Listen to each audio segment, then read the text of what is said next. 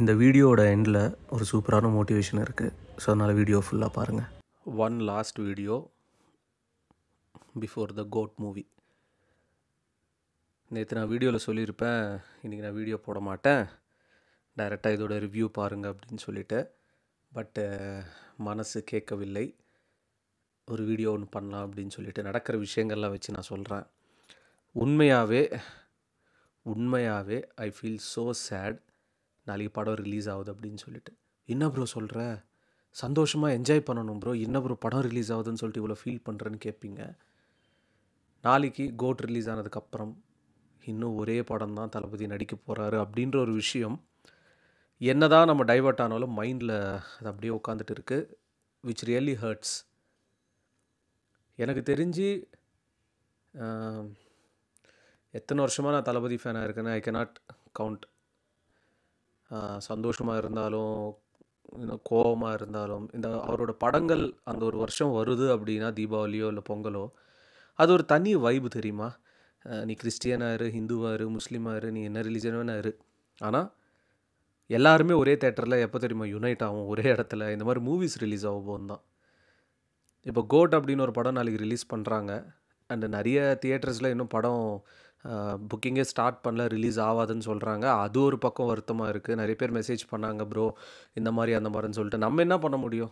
அவங்களுக்கு பதில் நம்ம ஒரு வீடியோ தான் பேச முடியும். ஸோ திண்டுக்கல்லில் இன்னும் கூட டிக்கெட்ஸ் ஓப்பன் பண்ணலன்னு சொல்லிட்டு சொல்லியிருந்தாங்க. அதே மாதிரி ஐநாக்ஸ் நிறைய பிரச்சனை. இப்போ தமிழ்நாட்டில் பார்த்தீங்கன்னா நிறைய தியேட்டர்ஸ் ஃபர்ஸ்ட் ஷோ 10:30 தான் ஸ்டார்ட்டே பண்ண போகிறாங்க அப்படின்னு சொல்லிட்டு ஒரு நியூஸ் கேள்விப்பட்டேன். பட் இப்போது அஃபிஷியல் நியூஸ் நான் ஈவினிங் பார்த்தேன். தமிழ்நாடு கவர்மெண்ட் கிட்ட ஸ்பெஷல் ஷோஸ்க்கு பெர்மிஷன் கேட்டு ஏஜிஎஸ் கொடுத்துருக்காங்க போல் கோட் படத்துக்கு. அதுக்கு கவர்மெண்ட்டும் ரிப்ளை பண்ணியிருக்காங்க. ஸோ அவங்க பெர்மிஷன் கிராண்ட் பண்ணியிருக்காங்க. நானும் சரி ஏர்லி மார்னிங் ஷோ பரவாயில்லடா அப்படின்னு சொல்லி நினச்சேன். ஏன்னா நான் இப்போ வேறு இடத்துக்கு வந்திருக்கேன். மேபி லொக்கேஷன் பார்த்துருந்தா என் பழைய சப்ஸ்கிரைபர்ஸ் தெரியும் நான் எங்கே இருக்கேன் அப்படின்னு சொல்லிட்டு. நம்ம படம் பார்த்திங்கன்னா வேறு ஸ்டேட்டில் தான் பார்க்க போகிறோம். நான் நினச்சேன், ஐயோ என்னது இது ஸ்பெஷல் ஷோஸ் தமிழ்நாட்டிலே இருக்கா அப்படின்னு சொல்லிட்டு நான் நினச்சேன். பட் அந்த ஃபோட்டோ எடுத்து பார்க்கும்போது தான் தெரியுது அந்த ஒரு ஸ்டேட்மெண்ட்டு. அந்த ஸ்பெஷல் ஷோவே 9 o'clock தான். நான் என்ன நினச்சேன்னா, சார் 9 o'clock அப்படின்றது நார்மலாக எல்லா படத்துக்கு வைக்கிறது தானே, அது என்ன இப்போ 9 o'clock ஒரு ஸ்பெஷல் ஷோவை ஆக்கிட்டாங்க அப்படின்னு சொல்லிட்டு. என்ன ரீசன்னு தெரியல. ஸோ இப்போ பார்த்தீங்கன்னா 5ஆம் தேதி 6ஆம் தேதி 4 ஷோ இல்லாமல் எக்ஸ்ட்ரா ஒரு ஷோ. ஸோ காலையில் 2 மணி வரைக்கும் தியேட்டர்ஸ் பார்த்தீங்கன்னா ரன் பண்ணிக்கலாம் கோட் மூவியை அப்படின்னு சொல்லிட்டு பார்த்தீங்கன்னா அஃபிஷியல் இது பண்ணியிருக்காங்க. பட் மிச்ச ஸ்டேட்ஸ்லாம் 4 o'clock 3:30 அந்த மாதிரிலாம் பார்த்தீங்கன்னா ஷோஸ் போட ஆரம்பிச்சிட்டாங்க. ஸோ நாளைக்கு ஆரம்பிக்க போகிறாங்க.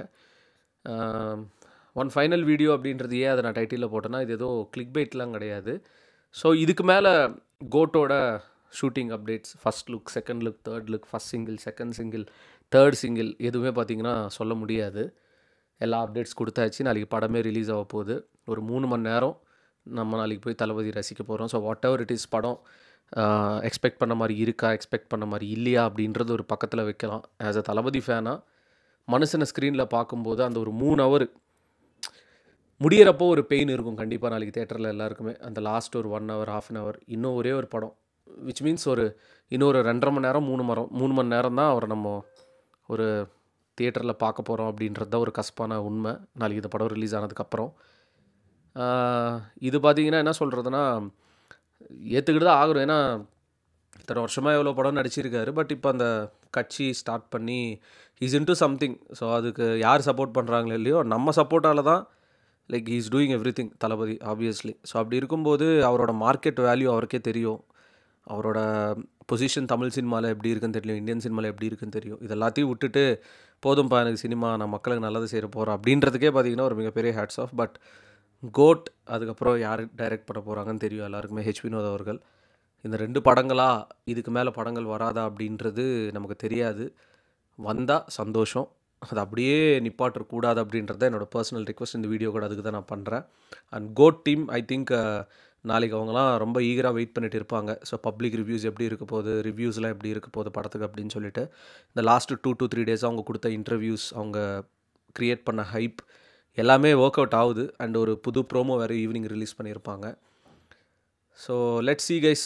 நாளைக்கு காலையில் ஒரு 9 o'clock ரிவ்யூ போட்டுடுறேன். பட் ஸ்பாய்லர்ஸ் எதுவுமே இல்லாமல் படம் எப்படி இருக்குன்றது அந்த இடத்துல நான் ஒரு தளபதி ஃபேனாக இல்லாமல் ஒரு ப்ராப்பரான ரிவ்யூ நாளைக்கு பார்த்தீங்கன்னா வரும். Stay tune for it. And அவ்வளோதான். வேறு எதுவும் நான் சொல்ல விரும்பலை. ஒரு மாதிரி என்ன சொல்கிறதுனா எமோஷ்னலாக உள்ள எனக்கு ஃபீல் ஆகுது. நான் ட்விட்டர் கூட எதுவுமே ஓப்பனே பண்ணல. கொஞ்சம் நேரத்துக்கு அப்படியே ஃப்ரீயாக விட்டேன். ஏன்னா ரீல்ஸ் ஓப்பன் பண்ணாலும் இப்போ இதுதான் வருது. ஐயோ இன்னும் ஒரு படம் தான் அப்படின்றது அது கைண்ட் ஆஃப் ஹர்ட் ஆகுது. ஸோ எத்தனை பேருக்கு அந்த ஒரு ஃபீல் இருக்குதுன்னு சொல்லிட்டு மறக்காமல் கமெண்ட்ஸில் மென்ஷன் பண்ணுங்கள்.